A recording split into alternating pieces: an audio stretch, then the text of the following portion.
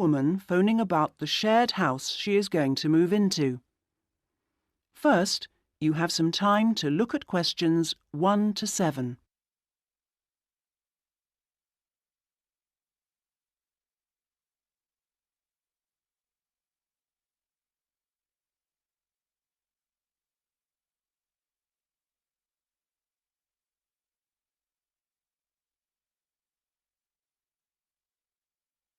You should answer the questions as you listen, because you will not hear the recording a second time.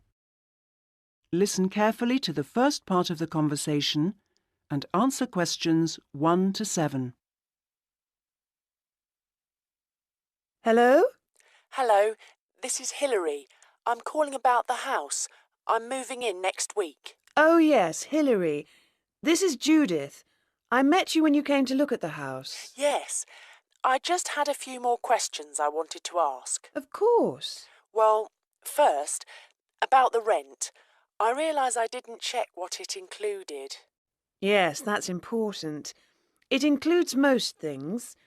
We don't have to pay extra for heating, for example, just for the telephone, which is fair enough, I suppose. Local taxes are part of the rent, so that's not a worry. That's fine. Then I remember I should have sent my letter of reference to the landlord by now, but I haven't got his address. Yes, you should get that off right away. Address it to Mr. Crawley. He's at 14 King Street. Is that in Exford? Yes. And then you'll need to put the postcode, of course. It's AP12 7QT. Got that, thanks. I also realise I don't know exactly what the house has in the way of equipment. Is there a microwave, for example? There isn't. None of us feels the need. Oh, fine. I'm sure I can do without one too. What about a hairdryer? Maybe you should bring one, if you need one. I'll buy one, yes.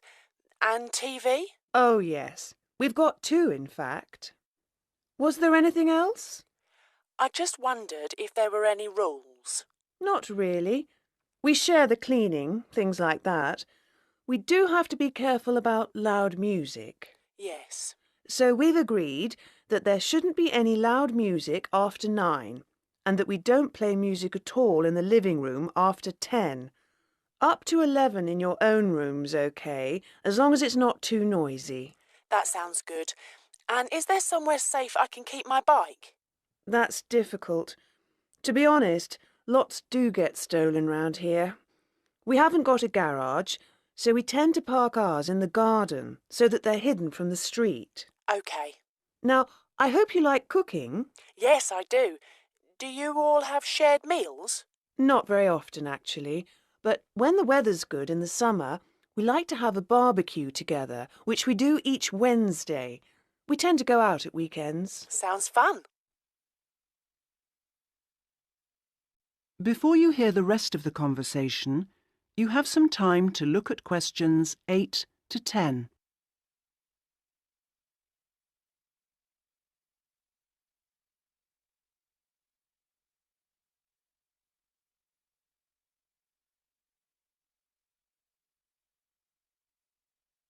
Now listen and answer questions 8 to 10. Are you familiar with this area? A bit. Actually, there are a few things that I'd like to know the location of. A bank, for example. Yes, there's one quite close. You just go up to the junction near the house, the one where 4 roads meet, and go straight ahead and then take the second left. It's a little way down there on the left-hand side. That's convenient. Another thing is that I'd like to check my emails quite often. I was wondering how far away an internet cafe was. Well, there are a couple, actually, but one's much cheaper than the other. The one I use is very handy. You just go up to the big junction and then, well, I go straight ahead and then turn right so that it's on the right-hand side. Fine. And one last thing. Uh-huh. I need to go to the post office quite often. I'm hoping there's one quite close to the house. You're in luck. You'd walk up to the big junction and then, if you want a nice route, take the street that's slightly to the right. Then you'd want the second left, and you'd find it on the right side of the street. Well, it all sounds great. So, we'll see you in a couple of days' time? Yes. OK. Bye. Bye. That is the end of part 1. You now have half a minute to check your answers.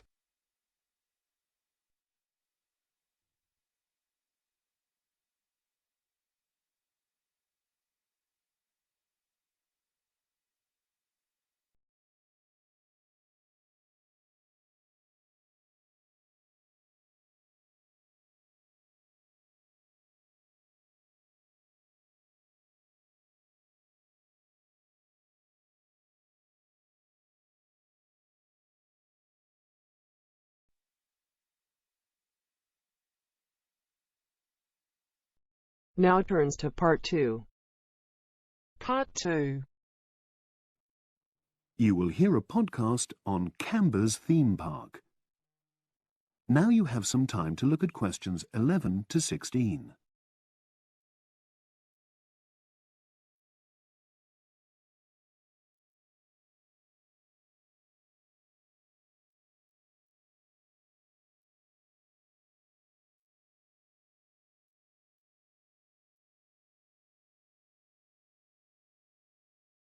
Now listen and answer questions 11 to 16.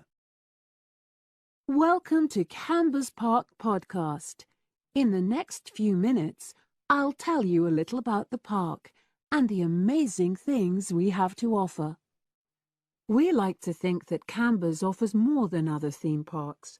Like them, we have a variety of exciting rides for people of all ages, but Canberra's also places strong emphasis on the educational experience for its visitors. Not boring facts, but lots of interactive exhibits. Although it's mainly an outdoor experience, we do have some indoor activities if the weather gets too dreadful. The park's got a lovely, well-established feel, set in 80 acres of beautiful countryside, about 3 miles south of the tourist resort of Dulchester. The park was set up in 1997 by the Canberra family, but then taken over by new owners in 2004, who have maintained the original vision of the Canberras. It has lots of old trees, hundreds of flower beds, and a gorgeous lake. Canberra's has over 45 different rides, exhibits, and arcades. All but one of these is free once you've paid your entrance fee. We charge a small fee for our newest ride to reduce the length of the queues. You don't pay anything for parking. A family ticket for a family of 4 works out at about £8 per person, which is amazing value. Full details of current prices are shown on our website, along with full details of rides, etc., and directions for getting to us. We also have a number of special offers. For example, if you live locally, why not join our Adventurers Club, which entitles you to 50% off ticket prices all year round, and a special lane for all rides and exhibits, which means you don't have to wait to get into any part of the park. See the Offers tab on the website. We've recently added a number of new exhibits to the park, and we're particularly proud of our Future Farm Zone, which houses over 20 different species of animals, from chipmunks to dairy cows. The emphasis is on getting near to the animals. All of them can be petted, and you can buy food for feeding the animals. Many of our younger visitors say that this is the high point of their visit. And speaking of food, don't let the animals have all the fun. We have a total of 7 different catering outlets on the site. We're open 10 to 5:30 all year round, and cold drinks and snacks can be bought at any time during opening hours. And hot food is available most of the day in the Hungry Horse Cafe from 11 until 5, just half an hour before closing time. Now you have some time to look at questions 17 to 20.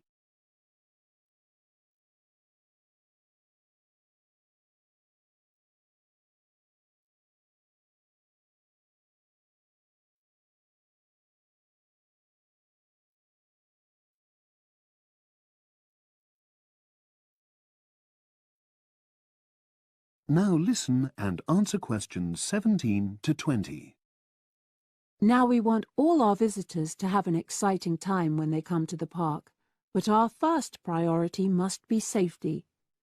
Parents and guardians know their children's behavior and capabilities, but here at the park we have set certain conditions for each of the rides to ensure that all visitors get the maximum enjoyment out of the experience and feel secure at all times. There are 4 major rides at the park. Our newest ride is the River Adventure, which is designed to reproduce the experience of whitewater rafting. No amount of protective clothing would make any difference, so only go on this ride if you're prepared to get wet. Children under 8 can go on this ride, but all under 16s must have an adult with them. Not all of our rides are designed for thrills and spills. Our Jungle Gym roller coaster is a gentler version of the classic Loop-the-Loop, specially created for whole family enjoyment, from the smallest children to elderly grandparents, suitable for all levels of disability and health conditions. Carriages have comfortable seating for up to 8 people with safety belts for each passenger, which must be worn at all times. Sit back and enjoy the scenery. One of the best established and most popular of Canberra's rides is the massive swoop slide. Whiz down the polished vertical slide, 9 meters in height, and scream to your heart's content. There are no age or height restrictions. Be careful, though. You must have on long trousers so you won't get any speed burns. And then there's the famous Zip Go-Kart Stadium, with 16 karts, 8 for single drivers and 8 for kids preferring to ride along with mum, dad or carer. Take part in high-speed races in our specially designed Formula 1-style karts, but no bumping other karts, please. All riders must be above 1.2 meters because they have to be able to reach the pedals, even in the shared karts. Full details of all safety features are available on our website at www.camberspark.com. So come and make a day of it at Canberra's Theme Park.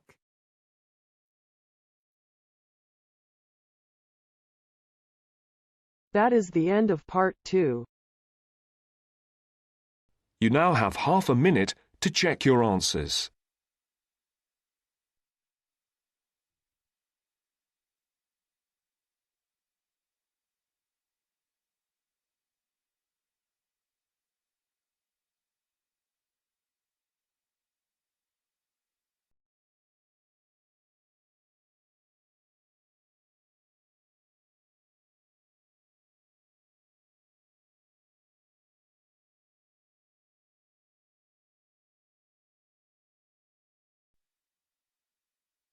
Now turns to part 3. Part 3. You will now listen to a talk on bicycles. First, you have some time to look at questions 21 to 25.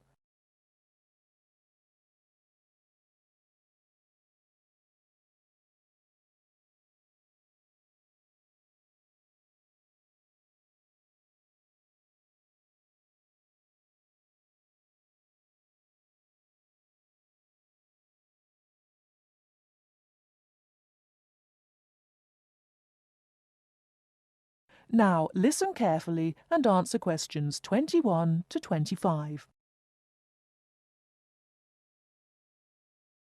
Today, we're going to talk about the latest bikes for professionals and novices. There's something to suit everyone from price to function. The Atlantis is a touring frame.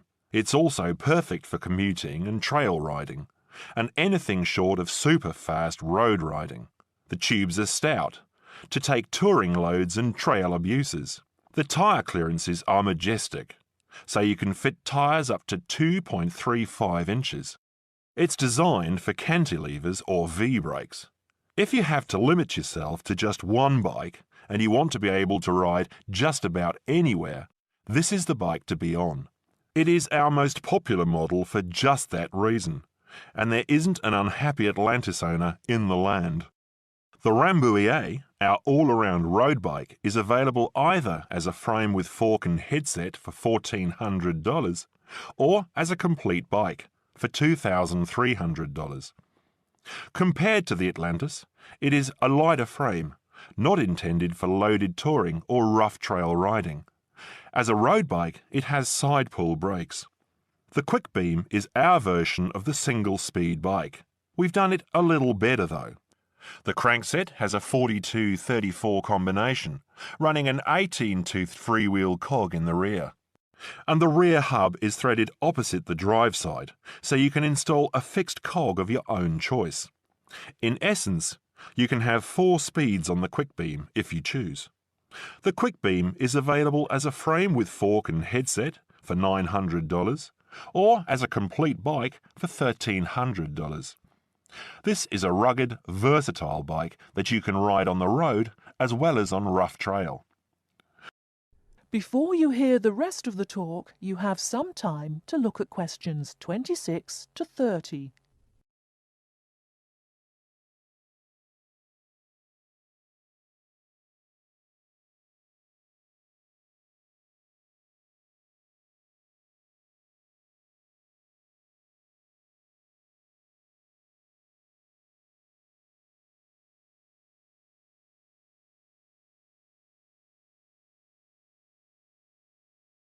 Now listen and answer questions 26 to 30. The Saluki is our roadish, light touring, randonneuring frame. It's designed for 650B wheels. If 650B means anything to you, you'll either love it or think it's marketing suicide. If you're new to 650B and a follower, you won't want it. If you're new and a rebel, you will. Now, I'll just talk a little about saddle comfort. The road bike, for the most part, has turned into a high-tech, uncomfortable machine, and the proof is all around us.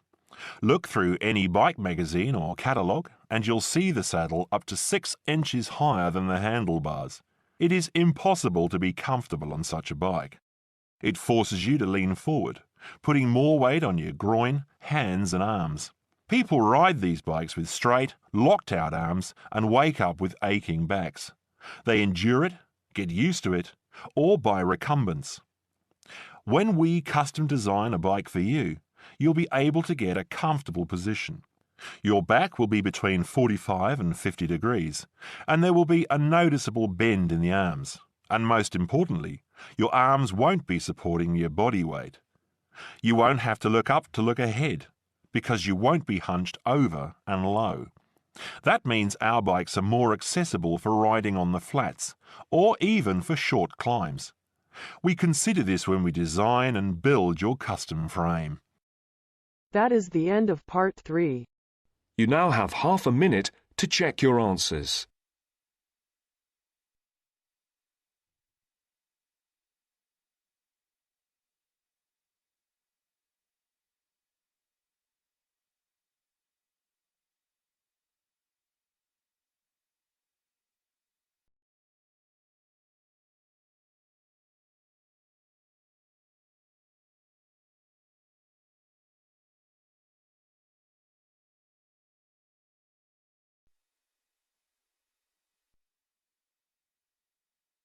Now turns to part 4. Part 4. You will hear part of a lecture about a place called Kuba Pedy. Listen carefully and answer questions 31 to 36.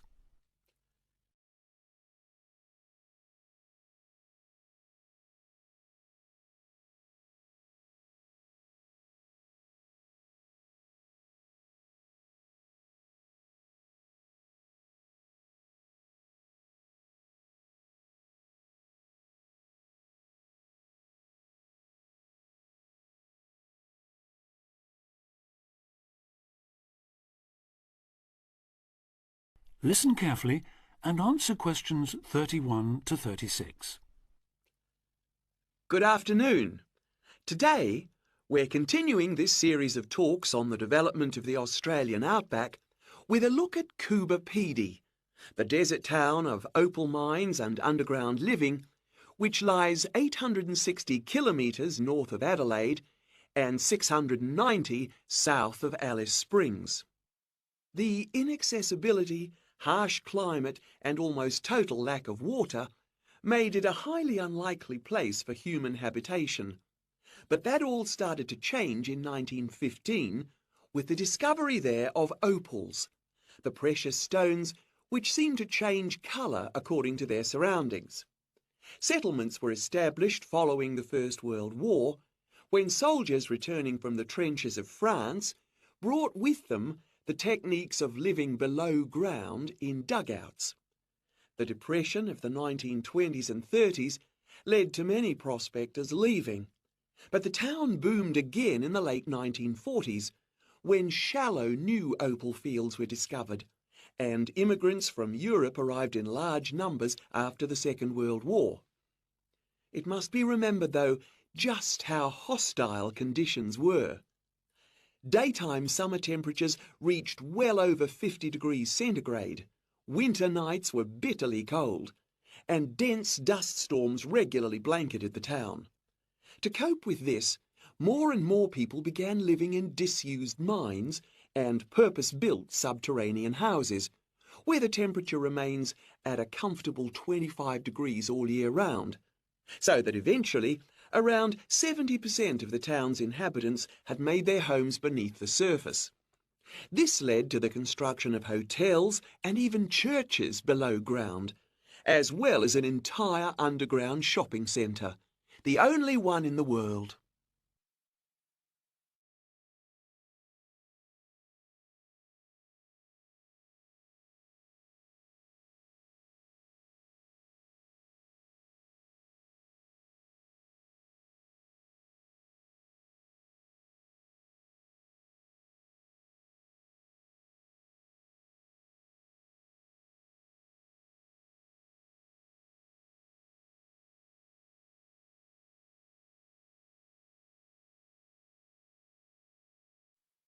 Now answer questions 37 to 40. Perhaps not surprisingly, this has now led to the emergence of a secondary industry, tourism. Increasing numbers of visitors come to see the tunnels and the caves with their ventilation shafts, the weird machines lying about in the town, and, just beyond it in the scorched red desert, the conical hills thrown up by the world's biggest opal mines. It's a logical stopping place for travellers too. The nearest town to Coober Pedy is Woomera, in the prohibited area once used for launching space rockets. But even that is an enormous distance away. Within the town itself, there are plenty of hotel rooms and a number of ethnic restaurants. Remember that Coober Pedy is one of the most multicultural places in Australia, with an estimated 45 nationalities represented, and its very own Opal Museum. A short distance from town, there's a section of the enormous barrier that runs thousands of kilometres across the country, the dingo fence, which is meant to keep these predatory wild dogs out of the sheep farming areas. Another attraction just outside town are the sets of various films made there, including Mad Max 3, as well as The Red Planet and Until the End of the World. Names that reflect the harshness of the terrain and temperatures there. The name Coober Pedy, incidentally, comes from an Aboriginal expression meaning white man's hole in the ground. Next, I'd like to go on to talk about Broken Hill, another mining town, but one that...